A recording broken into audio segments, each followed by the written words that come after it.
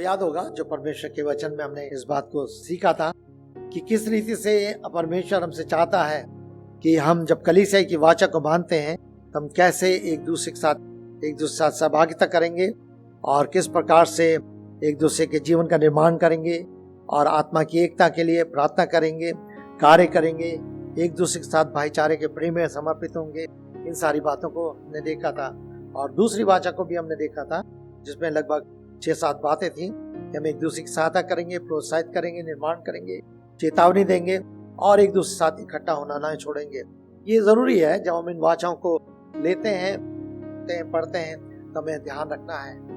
और मैंने आपको बताया था कलीसिया जो है परमेश्वर का परिवार है और ये बहुत ही हमारे लिए सबसे बड़ी आशीष है। प्रभु यीशु मसीह के परिवार में जुड़ना एक बहुत ही महत्वपूर्ण है। हम संसार में जन्म रहते हैं, संसार में हमारा बहुत रिश्तेदार होते हैं, बहुत संबंधित होते हैं, लेकिन उस संसार में लेकर के हम चाहे किसी भी खानदान में पैदा हो, अगर हमने मसीह को नहीं जाना व्यक्तिगत से, मैं पिछली बार बता रहा था, मैंने कुछ अपनी साक्ष्य भी दी थी, पिछली बार बता रहा था कि डॉक्टर विली ग्राम कहते हैं कि अगर मोटर गैरेज में कोई बच्चा पैदा हो जाए तो मोटर कार नहीं बन जाता, यदि कोई डॉक्टर घर में पैदा हो जाए तो डॉक्टर नहीं बन जाता। एक प्रक्रिया है जिसमें से होकर उसको जाना पड़ता है। और हमने इस बात को देखा था कि प्रभु यीशु मसीह के परिवार में शामिल होने के लिए ये बहुत ही जरूरी है। सबसे पहले हम अपने जीवन को देखें कि हम एक पापी हैं और बिना पापों के पश्चाताप के हमारा छुटकारा नहीं होता। लेकिन हम धन्यवाद दें, एक और मनुष्य पापी है, दूसरी ओर परमेश्वर का प्रेम है। और वो परमेश्वर का प्रेम यह है कि परमेश्वर ने अपने मनुष्य से ऐसा प्रेम किया कि मनुष्य बनकर स्वयं इस पृथ्वी पर आ गया, और मैं कई बार कुछ कहानी को या ऐसी बातों को शेयर करता हूँ जिससे हम समझ सकें क्या जरूरत थी मनुष्य बनने की परमेश्वर की। एक बार एक बालक था और वो बालक चला जा रहा था और उसने देखा कि एक नाली है, पानी उस बह रहा है और एक चींटियों की लाइन है और चींटी उधर चलती चली जा रही है।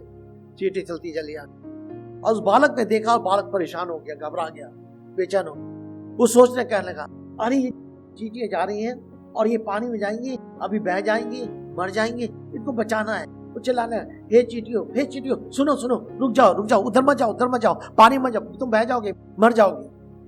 और वो और जोर से चिल्ला रहा है, उनको रोकना चाह रहा, लेकिन चींटी चलती जा रही और उसको बहुत व्याकुलता आ रही, परेशान हो रही है। अरे ये चींटियां मर जाएंगी, पानी बह जाएंगी, इनको कैसे रोका जाए।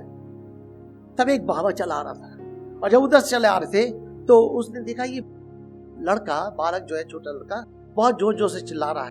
इस लड़के ने भी उनको देखा, बुजुर्ग को देखा, एकदम से उन्होंने पूछा कि क्या हो गया। ये एकदम चिल्ला कहने लगा कि इनको रोकिए बाबा, इनको रोकिए, ये चींटियां नाली में जा रही हैं, पानी में जा रही, मर जाएंगे। तब बाबा ने धीरे से कहा, बेटा अगर तुम चाहते हो कि चींटी तुम्हारी आवाज सुने, तुम्हारी आवाज पहचाने, तो तुम्हें चींटी बनना होगा। मेरे प्रिय, सच है, परमेश्वर चाहता था कि मनुष्य परमेश्वर को पहचाने और उसकी आवाज को जाने, और इसलिए परमेश्वर मेरे और आपके लिए मनुष्य बनकर आ गया ताकि मैं और आप उसको पहचान सके, उसको सुन सके। और आज से 2020 साल पहले लगभग प्रभु यीशु मसीह देह धारण करके इस पृथ्वी पर आए ताकि जो पापी मनुष्य है वो उसकी वाणी को समझ सके, उसकी आवाज को पहचान सके और उस उद्धार के कार्य को समझ सके, और उस पर विश्वास करने द्वारा जो उसने क्रूस पर मेरे और आपके लिए लहू को बहाया, कीमत चुकाई, उस पर विश्वास करने द्वारा पापों से बच करके एक नए जीवन को प्राप्त करें। तो सच है, प्रत्येक जिन्होंने प्रभु यीशु मसीह पर विश्वास किया है, मन को फिराया है, जब विश्वास करते हैं, पापों से पश्चाताप करते हैं, तो दूसरा कदम होता है कि हम बपतिस्मा लेते हैं। और बपतिस्मा एक प्रकार की साक्षी, आज हमने पढ़ा कि बपतिस्मा हमें मुक्ति नहीं दिलाता, बपतिस्मा हमें उद्धार नहीं देता, लेकिन बपतिस्मा जो है हम इस बात की साक्षी देते हैं कि मैंने प्रभु यीशु मसीह को अपने जीवन में प्रभु और उद्धारकर्ता स्वीकार किया है, अब मैं उसके साथ जीवन व्यतीत करने के लिए तैयार हूं और मैं अपने जीवन को समर्पित करता हूं। अगर ये विश्वास नहीं तो मैं बपतिस्मा नहीं। बिना उद्धार पाए बिना मुक्ति पाए, बिना उस उद्धार के अनुभव पाए बपतिस्मा लेना वो अर्थहीन है। और जब आपने बपतिस्मा ले लिया तो बपतिस्मा लेने के बाद अब हम प्रभु यीशु मसीह कलीसिया में जुड़ते हैं। पिछली बार हमने देखा था पहला कुरिन्थियों उसके 12 अध्याय उसके 13 पद से कि किस रीति से एक विश्वव्यापी कलीसिया है। विश्वव्यापी कलीसिया में सब सम्मिलित होते हैं, छोटी छोटी कलीसिया में, लेकिन स्थानीय कलीसिया जो परिवार है, स्थानीय आत्मिक परिवार है, वो मेरा और आपका आत्मिक घर है। अब बपतिस्मा बाद मुझे उस आत्मिक घर में जुड़ना है, उसका सदस्य बनना है, उसकी सहभागिता में आना है, उसके साथ अपना संबंध स्थापित करना है। अब मैं एक षड्यंत्री की तरह नहीं हूं, लेकिन मैं अब एक परिवार में शामिल हो गया हूं और उस परिवार में शामिल होकर के तब मैं उस वाचा को लेता हूं कि अब मैं इस परिवार में जुड़कर मैं क्या करूंगा, कैसे मैं अपने जीवन को व्यतीत करूंगी। अब मेरा विश्वास के साथ कैसा संबंध है, क्या मेरे ऊपर जिम्मेदारी है, क्या मेरा उत्तरदायित्व है। जब हम एक परिवार में होते हैं और उस परिवार में रहते हुए हमारा संबंध होता है तब हमारी कोई जिम्मेदारी होती है। लेकिन ये सच है कि जब हम इस तरह होते हैं तो हमारी एक जिम्मेदारी होती है और ये हर एक विश्वासी के लिए ये जरूरी है। हर एक विश्वासी के लिए जरूरी है कि वो बपतिस्मा लेकर किसी भी कलीसिया में, जो स्थानीय कलीसिया जहां वो जाता है, जो अपना घर है, और उसमें वो जुड़ करके उसके साथ रहकर आगे बढ़े। तब एक संबंध है जो कलीसिया का उसके साथ और उसका कलीसिया साथ, और तब उसके बाद वो कलीसिया की जिम्मेदारी होती है आत्मिक लालन पालन के लिए। तभी हम एक दूसरे के लिए प्रार्थना करते हैं, एक दूसरे की चिंता करते हैं, एक दूसरे को आत्मिक शिक्षा देते हैं, एक दूसरे को सलाह देते हैं, एक दूसरे को चुनौती देते हैं और एक दूसरे साथ मिलते हैं, हम आगे बढ़ते हैं। और परमेश्वर का वचन बार बार एक दूसरे के साथ वर्णन करता है। सो पिछली बार हमने 2 वाचाओं को देखा था जो हम लेते हैं। आज हम थोड़ा सा आगे बढ़ेंगे और अगर समय रहा 3 और 4 को देखेंगे, लेकिन 3 तीसरी वाचा। सो ये है करीब 4 या 5 मुख्य बातें इसमें जो हम करने का निश्चय लेते हैं, 4 या 5, और ये बहुत महत्वपूर्ण बातें हैं। पहली है जो परिवार के संबंध में है, किस प्रकार से हम अपने बच्चों को संभालेंगे, शिक्षा देंगे, प्रशिक्षित करेंगे, यह है जवान बच्चों के संबंध में है। दूसरा, किस प्रकार से हम एक सिद्ध और प्रेम का आदर्श द्वारा दूसरों के लिए इस बात से प्रतिष्ठित लेंगे कि दूसरों का उद्धार हो सके, चाहे वो हमारे परिवार में है, चाहे हमारे संबंधी है, चाहे हमारे मित्र हैं, चाहे हमारे पड़ोसी हैं। तीसरा है कि हम एक दूसरे के दुख और सुख में संभागी होंगे। चौथा है हम एक दूसरे का भार उठाएंगे। पांचवा है कि हम संसार में सावधानी से जीवन व्यतीत करते हुए अभक्ति तथा संसार के अभिलाषाओं को नकारेंगे। ये 5-6 बातें मुख्य हैं जो इस पे हैं कि ये हम करने का निर्णय लेते। तो जब हम खड़े होकर साथ मिलकर के इन वाचाओं को दोहराते हैं, स्मरण करते हैं। एक समय था जब हमने बपतिस्मा लिया और बपतिस्मा लेने के साथ साथ कलीसिया में हमने उस वाचा को दोहराया और हमने कलीसिया सदस्यता को प्राप्त किया और इस बात की साक्षी दी। अब हम इस कलीसिया में जुड़ गए।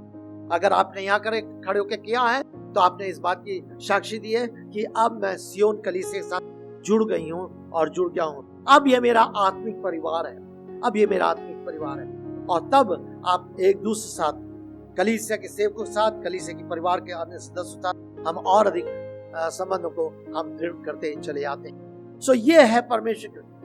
अब आज थोड़ा सा हम इस वाचक पर विचार करना चाहेंगे कि किस रीति से परमेश्वर का वचन मुझे और आपको सिखाता है। जब हम परिवार की बात करते हैं तो बहुत ही महत्वपूर्ण बात है कि हम किस प्रकार से अपने बच्चों की परवरिश कर सके। आज विशेष रूप से जो वाचा है वो पति पत्नियों के या परिवार के बारे में बहुत महत्वपूर्ण है। और मेरे प्रियो, ये सच है, जितना अधिक आपका परिवार आत्मिक रीति से दृढ़ होगा उतना अधिक आप जिस कलीसिया में हैं वो कलीसिया दृढ़ होगी। जितना अधिक आपका आत्मिक परिवार और जितना अधिक आपका परिवार उलझनों में रहेगा, और वो उलझने आप विश्वासियों के बीच में कलीसिया में आएंगे और आप उलझनों में रहते जाएंगे। इसलिए एक जिम्मेदारी है व्यक्तिगत रीति से कि हमारे परिवार मसीह यीशु में और अधिक दृढ़ हो सके, हमारे परिवार मसीह यीशु में और अधिक दृढ़ हो सके। तो एक विवाह था और मुझे उसको देना था गांव में, और हम स्मरण कर रहे थे कि किस रीति से परमेश्वर के वचन में 3 बार प्रभु परमेश्वर के द्वारा, प्रभु यीशु मसीह के द्वारा और पौलुस के द्वारा एक बात लिखी गई है, और ये लिखी गई है, पुरुष अपने सब कुछ को छोड़ करके स्त्री से मिला रहेगा। तीनों तो परमेश्वर इस बात को कहता है, प्रभु यीशु मसीह इस बात को कहते हैं और पौलुस इस बात को कहते हैं। लेकिन मैं बता रहा था वहां कि छोड़ने का मतलब त्यागना नहीं है। छोड़ने का मतलब त्यागना नहीं है।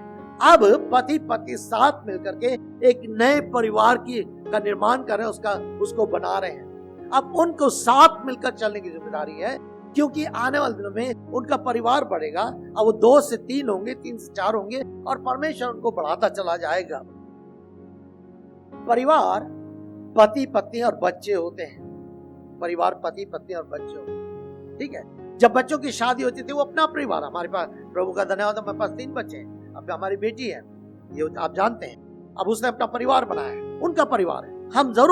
हम उनके सहभागी हैं, लेकिन उनका परिवार वो दोनों और उनके बच्चे हमेशा चाचा चाची, मामा मामा, काका काकी सब परिवार में नहीं आते, वो संबंधी होते हैं, वो संबंधी होते हैं। और जब वो चाचा चाची, काका मामा, दादा दादी सब घेर के चलते हैं तो वहां पर परिवार गड़बड़ होता है। अब मैं उनको ये नहीं कह रहा हूं कि आप उनको अलग करें, नहीं, हम नाता नहीं छोड़ते, लेकिन बुद्धिमानता से आगे बढ़ते हैं। पर सबसे बड़ी बात जो है, अब जिम्मेदारी माता पिता की बच्चों के ऊपर है।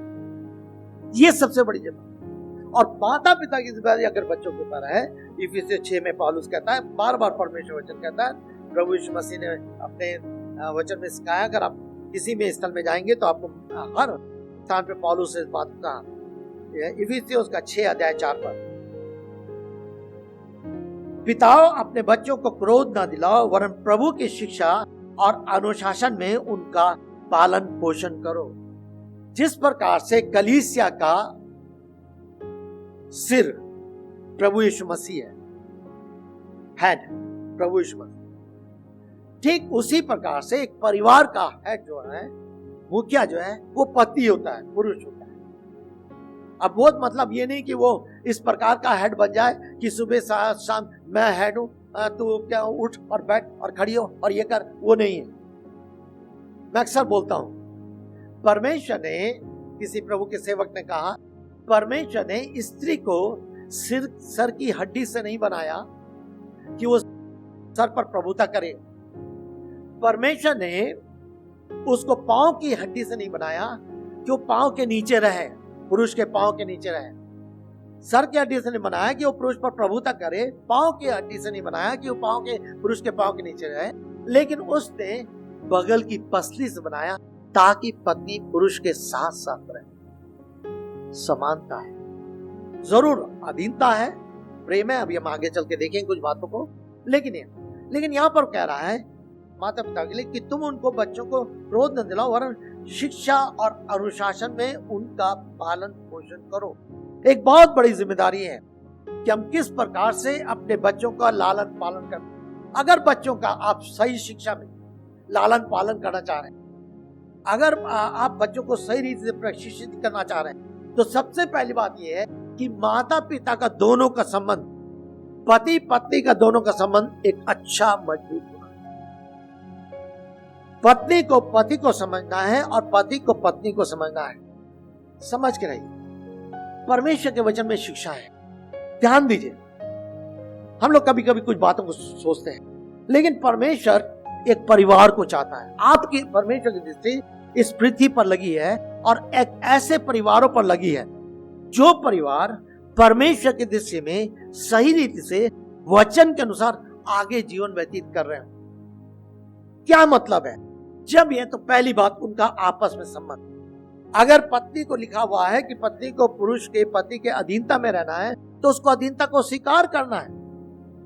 अब अधीनता का मतलब ये नहीं कि वो बिल्कुल दब के जीवन है, लेकिन अधीनता का मतलब है कि उसका सबमिशन जो है वो अपने पति के सामने अपने आप को हमेशा समर्पित करती है प्रेम के साथ। लेकिन उसके साथ साथ पतियों को ज्यादा इंस्ट्रक्शन दिए गए, पत्नी को कम इंस्ट्रक्शन है, पति को ज्यादा इंस्ट्रक्शन दिए गए।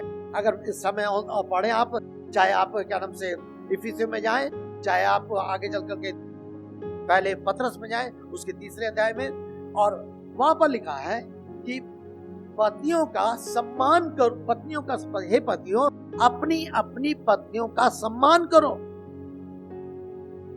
हे पतियों, अपने अपनी पत्नी को से प्रेम करो। पत्नी के लिए लिखा है पुरुष की अधीनता स्वीकार करो, लेकिन पुरुषों के लिखा है अपनी पत्नी से अपने समान, अपनी जैसे तुम अपनी देह से प्रेम करते हो वैसे प्रेम करो।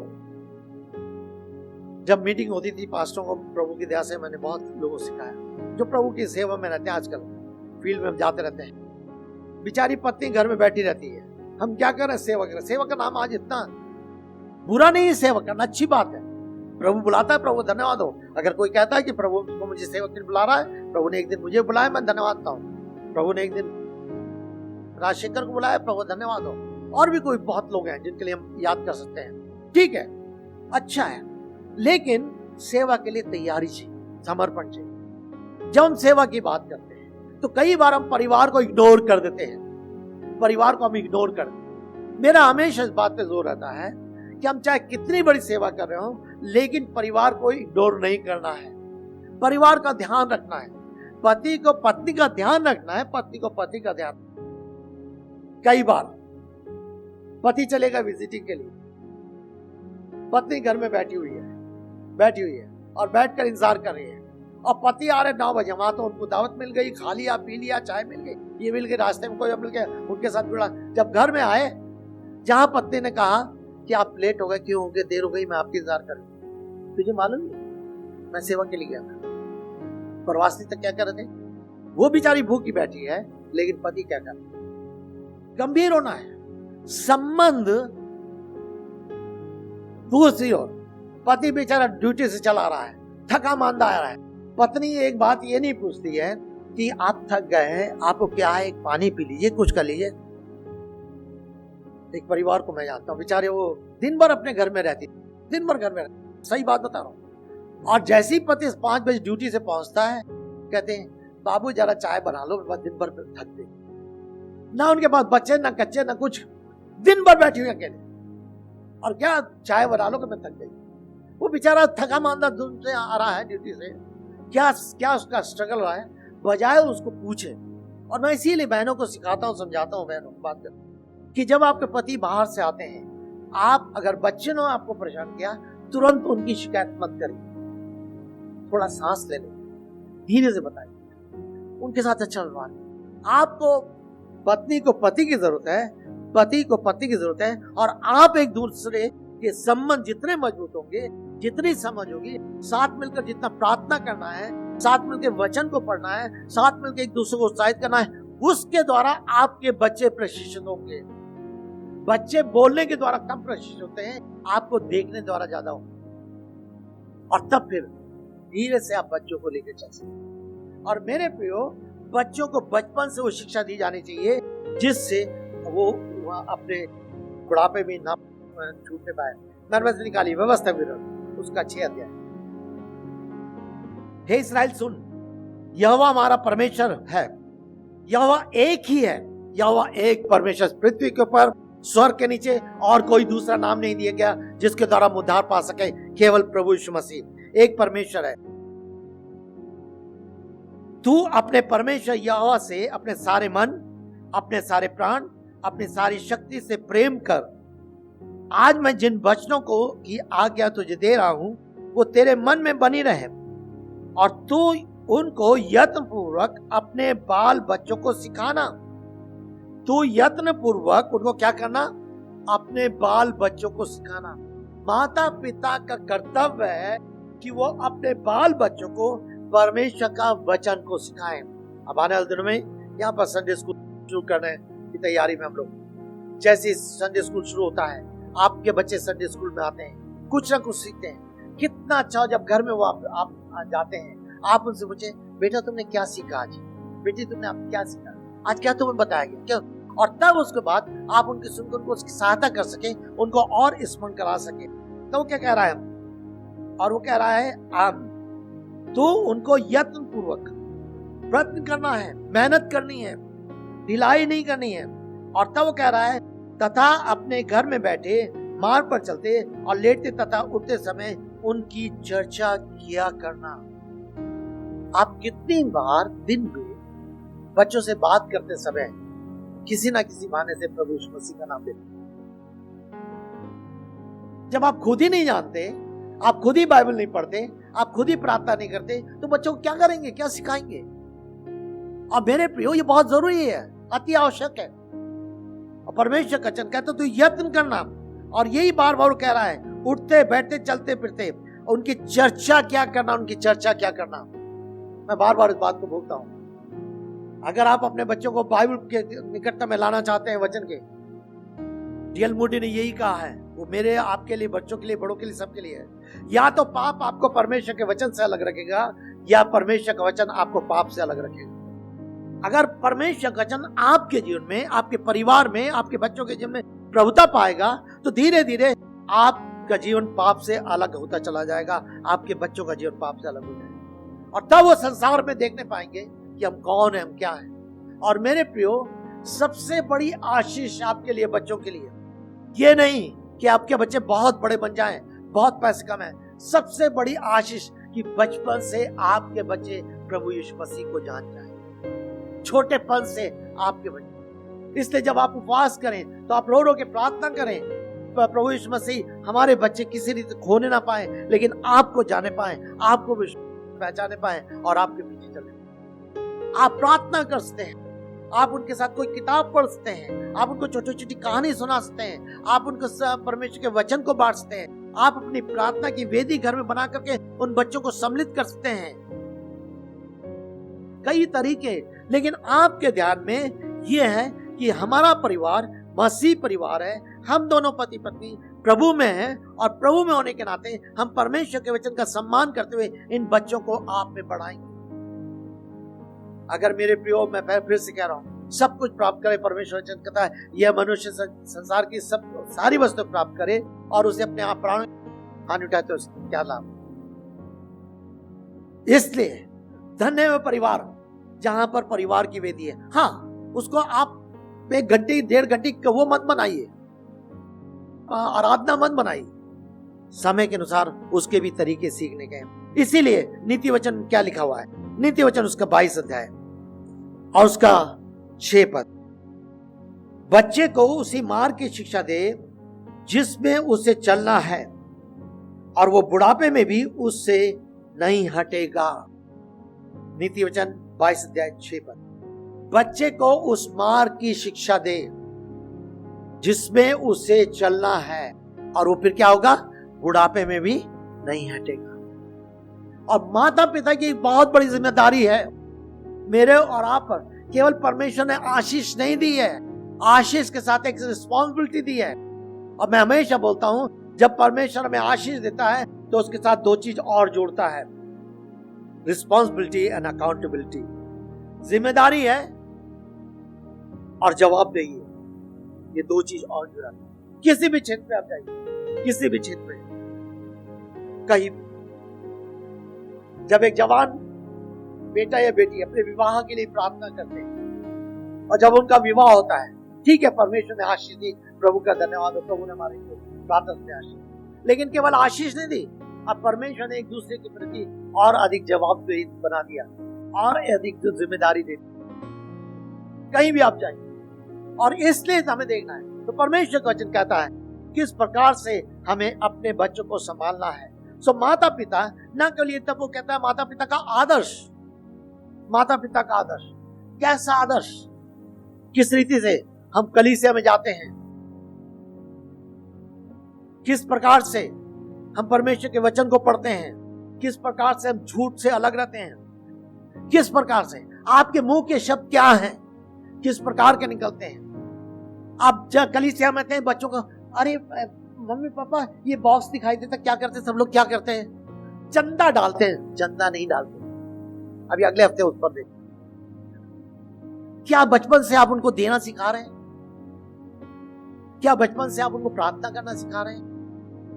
माता पिता क्या आदर्श है आपके परिवार में, लोगों के बीच में, पड़ोस में, कलीसिया में, आपके रिश्तेदारों में? रिश्तेदार क्या देखते हैं आपको? तो जानते हैं कि आप प्रभु में अलग है बिल्कुल। कोई भी मेरे प्रियो, आप ये मत कहिए कि केवल हिंदू परिवार से आए हुए लोग उन्हीं को कट्टाई सहना, सबको कट्टाई सहना पड़ती है। जहां भी प्रभु यीशु मसीह के लिए कोई भी खड़ा हो, चाहे किसी पृष्ठभूमि से हो, परमेश्वर का वचन स्पष्ट बताता है। मैं प्रभु धन्यवाद हूं, मैं कहता हूं मैंने बहुत कट्टाइयों को सहा है। जब मैं प्रभु में आया उसके बाद किस तरीके से घर वालों ने कैसे करा, जो भी थे मेरे, हर एक को देखा मैंने। जब आप अपने आप को इस संसार से सेपरेट करेंगे, अलग करेंगे संसार से, और प्रभु के लिए जीना सीखेंगे और अपने बच्चों को भी प्रभु में जीना सिखाएंगे, बहुत सारी कठिनाइयां आपको आएंगी, लेकिन प्रभु आपके पांव को दृढ़ करेगा, मजबूत करेगा, और एक ऐसा समय आएगा कि परमेश्वर आपको ऊंचा खड़ा करेगा और आपके खानदान के लोग समझ जाएंगे ये सच में कौन है। क्यों? आपका आदर्श उनके सामने, आपका आदर्श अपने बच्चों के सामने, आपका आदर्श अपने पड़ोसियों के सामने, आपका आदर्श अपने ऑफिस के ऑफिसर के सामने, आपका आदर्श। क्या हमारे ऑफिस के लोग, अरे तो टाइम से ड्यूटी इसकी होती है, इतनी देर में आता है और जल्दी चला जाता है, अपने काम को अच्छे। यहाँ पर कुछ बच्चे हमारे जाते थे पढ़ने के लिए, और दो जनों के बारे में बात करते क्रिश्चियन कॉलेज में। एक प्रोफेसर थे, उनके बारे में उतनी तारीफ करते थे, वो चाहे दो जन हो, टाइम से आएंगे, पढ़ाएंगे, अपनी मेहनत करेंगे, सब कुछ करेंगे, उनको बच्चे बहुत पसंद करते। दूसरे प्रोफेसर थे, वो चर्च चलाते थे, मिनिस्ट्री में इतने थे, वहां से तनख्वाह ले रहे हैं, लेकिन बच्चों को पढ़ाने के लिए बहुत कम स्कूल में आते। क्या करें? सेवा। ऐसी सेवा परमेश्वर नहीं ग्रहण। जो प्रायोरिटी तुम्हारी, प्राथमिकता तुम्हारी है, उसको तुम कैसे निभा रहे हो, इसको समझना है। प्रैक्टिकल क्रिश्चियन लाइफ में बार बोलता हूं, मसीह जीवन केवल खोपड़ी में कुछ ज्ञान भरने का जीवन नहीं है। मसीह जीवन एक व्यवहारिक जीवन है, सत्य निष्ठा से चलने वाले जीवन है, सच्चाई और खराई से चलने वाले जीवन है। क्यों? एक दिन हम, मुझे और आपको परमेश्वर सामने खड़ा होना पड़ेगा, न्याय होगा, न्याय देना पड़ेगा। हम टल नहीं सकते, चाहे हम प्रभु को जाने या ना जाने। और अगर हमने प्रभु को जान लिया और प्रभु के साथ हम चल रहे हैं, तो हमें और अधिक गंभीरता से जीवन को व्यतीत करना पड़ेगा। इसीलिए वो कहता है कि किस प्रकार से हमें अपने आदर्श को रखना है। वो कहता है कि हम एक आदर्शपूर्ण जीवन परिवार एवं मित्रों में कि उद्धार के बारे में सोच सके। ये चिंता हो हमारी, ये चाहना हो, एक दूसरे के साथ दुख सुख में सहभागी होना। पिछली बार भी कुछ हमने इस बात को देखा था कि कैसे हम एक दूसरे के साथ दुख सुख में सहभागी होते हैं। कलीसिया परिवार है, अगर कोई बीमार है, किस प्रकार से हम उनके लिए प्रार्थना करते हैं, शायद विजिट कर सकते हैं, शायद उसके लिए खाना देते हैं, कुछ आस्था पूरा करते हैं, कुछ कर सकते हैं। हमारे चर्च में प्रभु धन्यवाद बहुत सारी बहनें हैं यहाँ जो स्टाफ में है। उन्होंने पिछले दिनों में एक भाई की मदद करी। अच्छा है, ये जरूरी है। जैसे उनसे कहा नहीं ठीक है भेज दीजिए, उनके पिताजी बीमार हैं के लिए। जहां कहीं प्रभु ने मुझे और आपको रखा है, हम कहीं ना कहीं अपने समय के द्वारा, अपने धन के द्वारा, अपने सलाहों के द्वारा, अपनी प्रार्थनाओं के द्वारा, अपना कुछ खर्च करने द्वारा एक दूसरे के संभागी हो सके, एक दूसरे की देखभाल कर सके, एक दूसरे की चिंता कर सके, एक दूसरे का भार उठाओ। अब इसको समझना है जरूर। गलतियों उसके 6 अध्याय में परमेश्वर ने 2 बातें कही हैं। एक दूसरे का भार उठाओ। अरे बाइबल में लिखा है कि एक दूसरे का भार उठाओ, तो आपको तो मेरा भार उठाना चाहिए। तो सही बात है, मुझे उठाना चाहिए, मुझे बिल्कुल उठाना चाहिए। तो बाइबल आपके लिए भी तो है, तो आपको भी उठाना चाहिए। लेकिन बाइबल क्या लिख कहती है? गलतियों 6 अध्याय उसका 2 पद, इस प्रकार मसीह की व्यवस्था को पूर्ण करो। फिर उसके बाद 5 पद में लगा है, क्योंकि प्रत्येक व्यक्ति अपना ही बोझ उठाएगा। दोनों है, हमें एक दूसरे का भार भी उठाना है और हमें अपना भार स्वयं भी उठाना है। इसको समझना है, हमें इसको हमें समझना है। अगर मेरे को 2000 रुपए मिलते हैं तो मैं हमेशा अपेक्षा ना करूं 2000 में ये भाई मुझे 500 रुपए दे दे, 1000 रुपए दे दे, 10,000 रुपए दे दे, तब मेरा काम चलेगा। नहीं, लिखा है अगर 2000 में है तो 2000 में मुझे अपने जीवन को इस तरह से चलाना है कि मैं कर्जदार ना बनूं, उसमें मैंने अपने मैनेज करूं। हाँ जरूर विश्वासी होता है, एक दूसरे की हम चिंता करते हैं, एक दूसरे की सहायता करते हैं, एक दूसरे प्रार्थना करते हैं, एक दूसरे कई तरह से मदद करते हैं। लेकिन जो मेरा उत्तरदायित्व है, मेरा जिम्मेदारी है, मुझे उसको पूरा करना है। और कई बार लोग ऐसे नहीं करते। परमेश्वर के वचन को हम मुट्ठी बंद करके नहीं समझ सकते। परमेश्वर के वचन को हमको फैल के अपने आंखों को खोल कर समझना है और तब व्यवहारिक जीवन में लागू होगा। सो ना केवल हमें आदर्श जीवन व्यतीत करना है लेकिन एक दूसरे के बाहर उठाना है। तब उसके बाद आगे चल के वो कहता है संसार में सावधानी से जीवन व्यतीत करना, अभक्ति तथा संसार की अभिलाषाओं से अपने आप को अलग रखना। परमेश्वर का वचन कहता है जो मसीह में वो नई सृष्टि है, देखो पुरानी बातें बीत गई। जो मसीह में, दूसरा कुरिन्थियों उसका 5 अध्याय उसका 17 पद, जो मसीह में है वो नई सृष्टि है, पुरानी बातें बीत गई हैं। सच है, परमेश्वर ने हमें एक नया बनाया है, परमेश्वर ने हमें नई सृष्टि दी है, परमेश्वर ने हमें वो जीवन दिया जो अद्भुत जीवन है। और अब क्या कहता है परमेश्वर का वचन, मेहरबानी से देखिए तीतुस का दूसरा अध्याय 12 और 13 पद, 12 और 13 पद, वो कहता है वो हमें ये सिखाता है हम भक्ति और सांसारिक अभिलाषाओं का इनकार करना, हमें उनको हमें मना करना है। कौन सी सांसारिक अभिलाषा है जो मुझे जकड़े रहती हैं? सांसारिक अभिलाषा जो मुझे पाप पे धकेलती हैं, जो मुझे परमेश्वर से दूर करती हैं, जो मुझे परमेश्वर की आराधना से दूर करती हैं। वो सारी चीज मुझे उसको देखना, परखना, समझना है। परमेश्वर से बुद्धि मांगनी है, समझ मांगनी है और परमेश्वर के वचन से तुलना करना है कि ये चीजें जो है, चाहे वो मार्ग होता है, चाहे मेरे जीवन के निर्णय होते हैं, चाहे मेरे जीवन की इच्छाएं होती हैं, चाहे मेरे जीवन के कार्य होते हैं, चाहे मेरे जीवन कुछ भी होता है, चाहे मैं गुप्त में कोई काम करता हूँ, उसको मुझे देखना है। वो कहता है अभक्ति संसारिक अभिलाषाओं का इनकार करके इस युग में संयम, धार्मिकता और भक्ति से जीवन व्यतीत करें। तो वो कहता है उस धन्य आशा की अर्थात अपने महान परमेश्वर यीशु मसीह उद्धार करते की महिमा के प्रकट होने की प्रतीक्षा करें। ये 2 काम करने हैं। हमें अपने आप को इस संसार की अभक्ति से अलग करना है। जो परमेश्वर का जीवन है, परमेश्वर के साथ होना। किस रीति से, चाहे मैं कहीं रहूं, बहुत सारे मेरे जीवन में प्रभु ने अनुभव दिए हैं, प्रभु ने सिखाया है। जब मैं विचार कर लेता हूं तो वो सारी चीजें मेरे को धीरे धीरे मेरे सामने आने लगती है। बहुत सारे, पर परमेश्वर का धन्यवाद। आपके जीवन में प्रभु ने बहुत सारे ऐसे अनुभव दिए होंगे जहां आप बहुत आसानी से समझौता कर सकते थे, लेकिन प्रभु ने आपको इस योग बनाया कि आप दृढ़ता से कह सकें कि हम इस चीज में अपने हाथ को नहीं डालते। अपने आप को आपने अलग किया।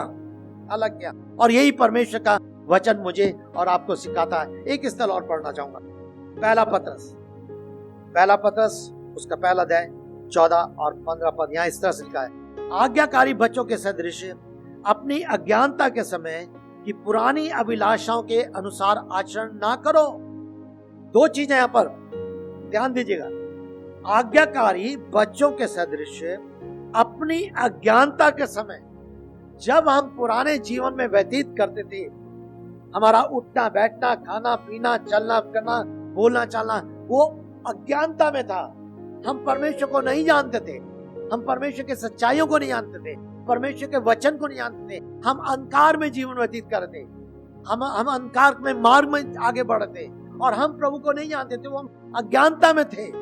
लेकिन परमेश्वर का धन्यवाद एक समय के लिए, जब प्रभु ने मेरी और आपकी आंखों को खोल दिया, मुझे दर्शा दिया कि संस्कार की अंधकार की चीजें क्या है, पाप क्या है, और मुझे और आपको पाप से अलग कर दिया परमेश्वर ने।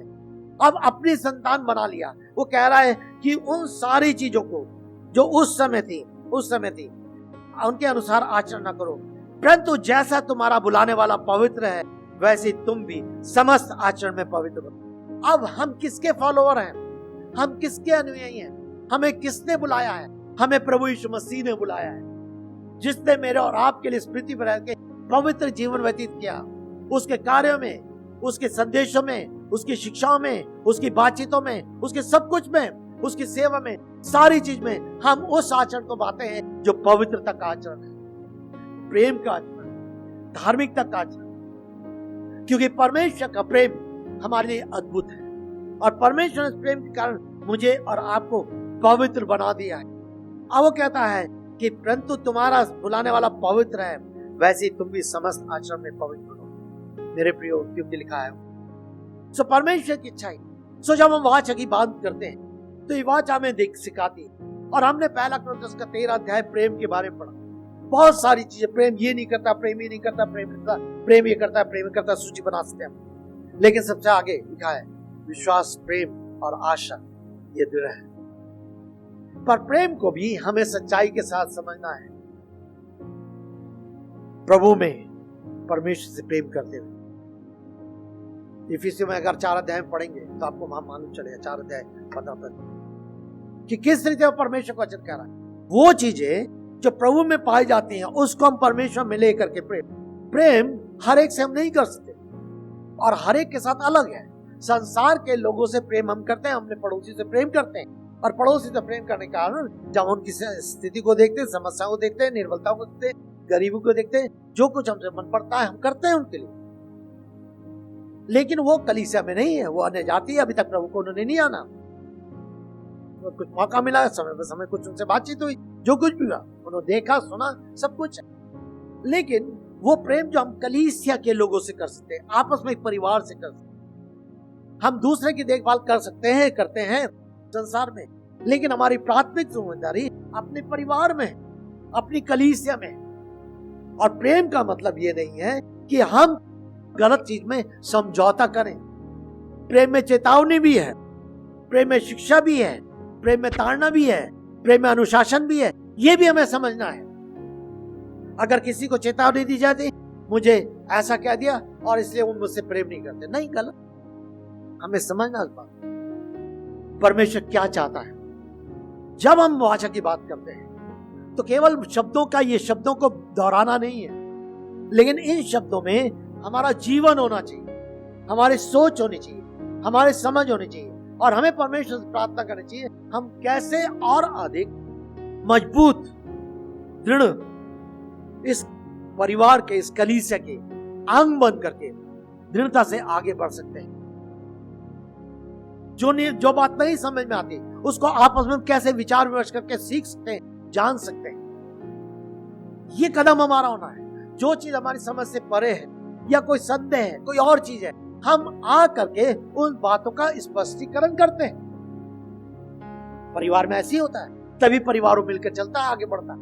और इसलिए जो वाचा सिखाती है, परमेश्वर का वचन प्रधान है, परमेश्वर की शिक्षाएं प्रधान है। और जब हम उसको, अपने जीवन को, अपने मस्तिष्क को, अपने हृदय को, अपने मन को, अपने विचार को, अपनी भावना को उसकी अधीनता में लेकर चलते हैं, तब हमारी सोच बदलती है,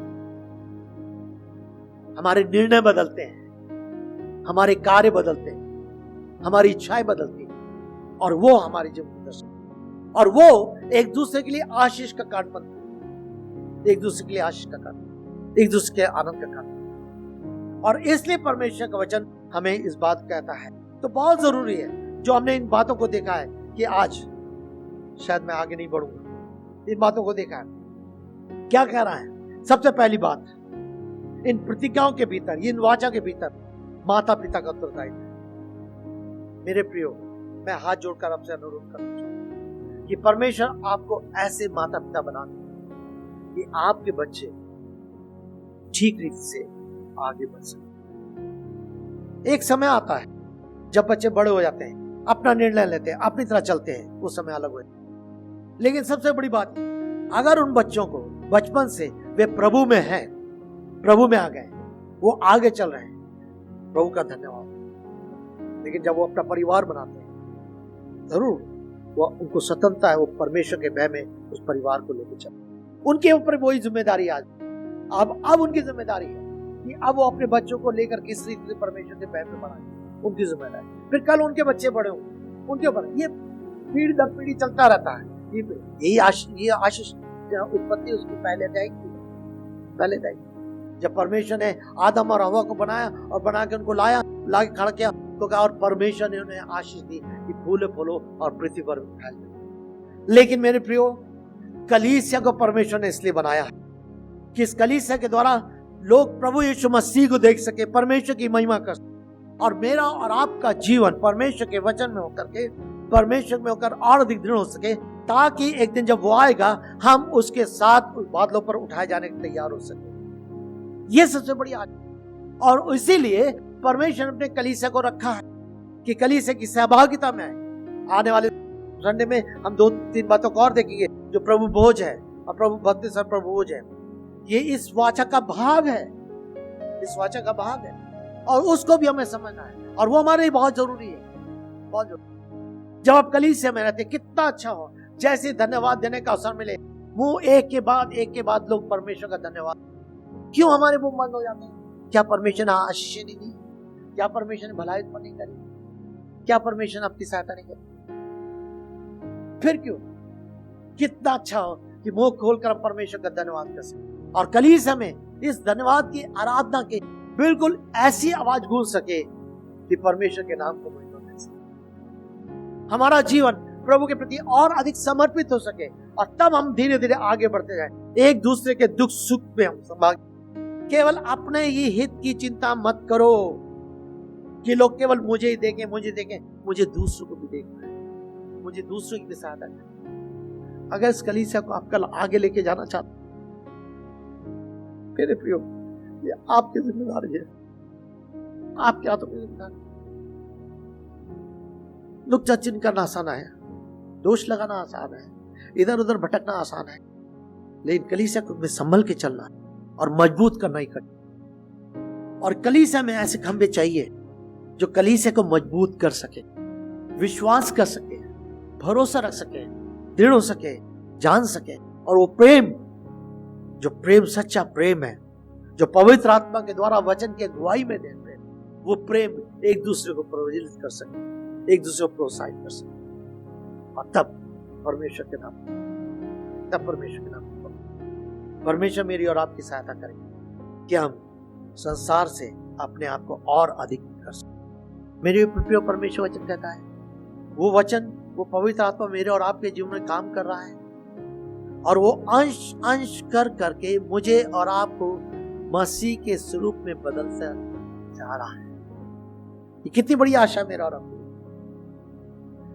हम प्रतिदिन संघर्ष करते हैं, लेकिन परमेश्वर का वचन, परमेश्वर का आत्मा, परमेश्वर की उपस्थिति, परमेश्वर का परिवार, परमेश्वर के लोगों की प्रार्थनाएं, परमेश्वर के लोगों की सलाहें, परमेश्वर के कलीसिया परिवार साथ मिलकर मेरे और आपकी मदद कर रहा है।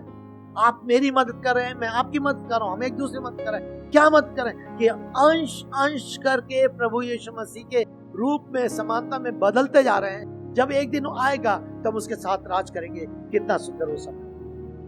सो परमेश्वर सहायता करें कि हम इस वचन के अनुसार, तो आज हमने एक वाचक को देखा जिसमें 5-6 बात।